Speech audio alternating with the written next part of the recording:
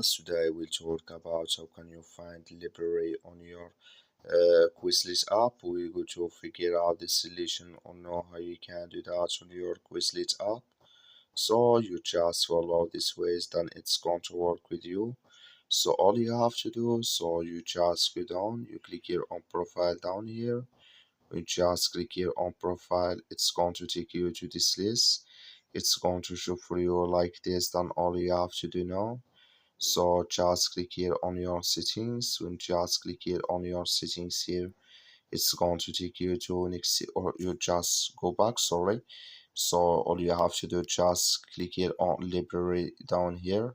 When just click here on library, so then it's going to take you to this list here. So then here you will find all library you have. So here can you find folder and classes and flashcard sets. So here that's all. I wish you I get it. Thank you for watching. Don't forget to support us by liking, subscribe.